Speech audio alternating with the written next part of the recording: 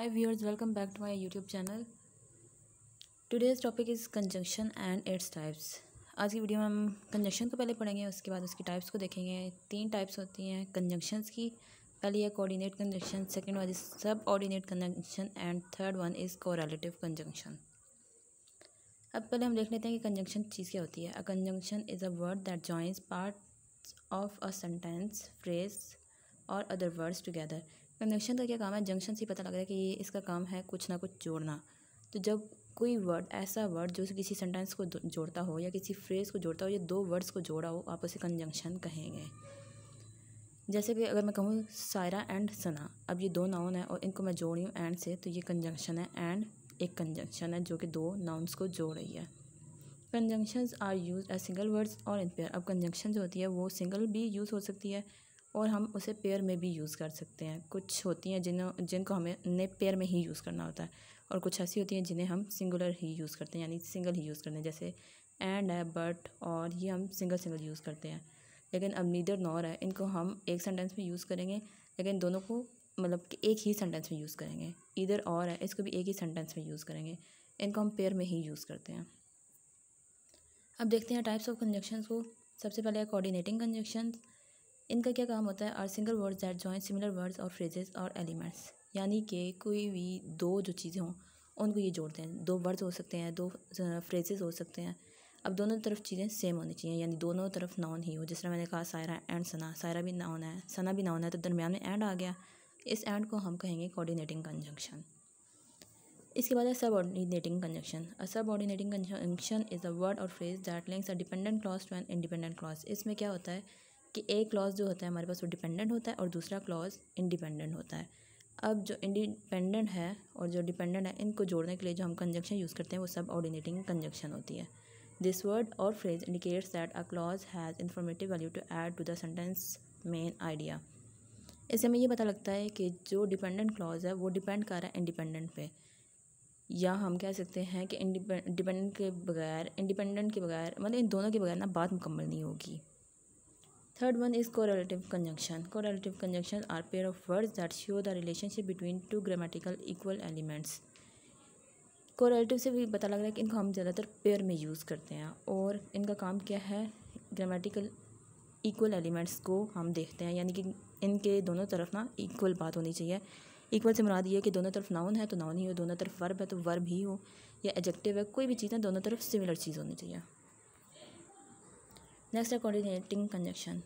ये 7 होती हैं, आप इनको याद रख सकते हैं fan boys.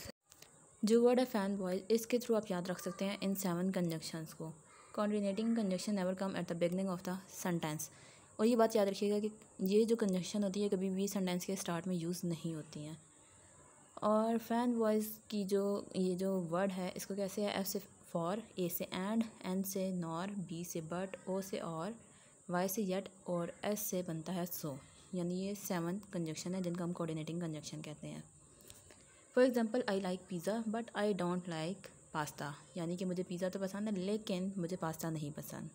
I can go to the store or I can stay home, यानी या तो मैं घर पे रुक सकता हूँ या फिर मैं स्टोर पे जाता हूँ। 2 ऑप्शन आपको मिल रहे हैं। Next is subordinating conjunction. Subordinating conjunction can come at the beginning of a sentence as well. अब ये जो कंजंक्शन है ये आप सेंटेंस के स्टार्ट में भी लगा सकते हैं। They introduce a dependent clause and join it to an independent clause. ये हमने पहले भी बात की है कि इंडिपेंडेंट और डिपेंडेंट क्लॉज को हम जॉइन करते हैं इसके through. Example of this type of conjunction, अब जैसे एज, बिकॉज, इफ़, टिल, ये सारे जो है सबऑर्डिनेटिंग कंजंक्शन हैं। यहाँ पे एग्जांपल देख लीजिए। It is because of my parents that I can stand on my feet today, यानी कि ये मेरे पेरेंट्स की वजह से है कि मैं अपने पाँव पे खड़ा हो सकता हूँ। अब यहाँ पे अगर मैं कहूँ it is because of my parents और आगे मैं कहूँ that I can stand on my feet today, that से आगे वाला जो सेंटेंस है ये हमें समझ नहीं आएगी अगर मैं पीछे वाला ना लगाऊँ कि क्या हुआ है। इसी तरह life has not been the same since I fell for you. Life उस तरह से नहीं रही जब से मैं तुम्हारे लिए मतलब तुम्हारे लिए पागल हुआ हूँ या ऐसा कुछ भी। Next is I am sure of getting good grades because I study every day. अगर मैं सिर्फ कहूँ because I study every day तो हमें बात की समझ नहीं आ रही। तो बिकॉज से पहले जो सेंटेंस है वो इंडिपेंडेंट है और ये जो पार्ट है ये डिपेंडेंट है, जो कि डिपेंड कर रहा है इंडिपेंडेंट पे। पिछली बात लिखेंगे तो ही हमें अगली बात समझ आएगी। और इसको हमने जोड़ दिया बिकॉज से। ऊपर वाले को हमने जोड़ा है सेंस से और उस ऊपर वाले में हमने यूज़ किया that. Next is correlative conjunction. The third type of conjunction जिसको हम कोरिलेटिव कंजंक्शन कहते हैं और those which occur in pair. इनमें हम क्या करते हैं कि इनको हम पेयर्स में यूज़ करते हैं, जैसे इधर और, neither nor, both, and, not only, but also. इस तरह जो है इनको हम पेयर में ही यूज़ करते हैं। एक ही सेंटेंस में दोनों वर्ड्स को यूज़ करते हैं। अब बीच में फासला आ जाता है, जैसे यू कैन इधर हैव अ चीज़ केक और द फ्रोज़न हॉट चॉकलेट। यानी या तो तुम चीज़ केक तुम्हें मिल सकता है या फिर चॉकलेट जो है वो तुम्हें मिल सकती है, दोनों ही तरफ ही ना होना है। She said she neither wanted the yogurt not the ice cream, यानी कि ना तो वो योगर्ट चाहती है ना ही वो आइसक्रीम चाहती है, यानी दोनों ही ऑप्शन उसको नहीं चाहिए। I am in the mood for not ice cream but some waffles,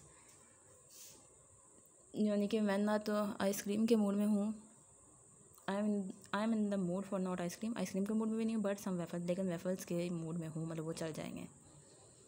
इसमें ये चीज़ याद रखनी होती है कि जब हम ये लगाते हैं कोरिलेटिव कंजंक्शन तो दोनों तरफ जो बात होती है ना वो सेम होनी चाहिए। So this was the lecture for today. Thanks for watching the video.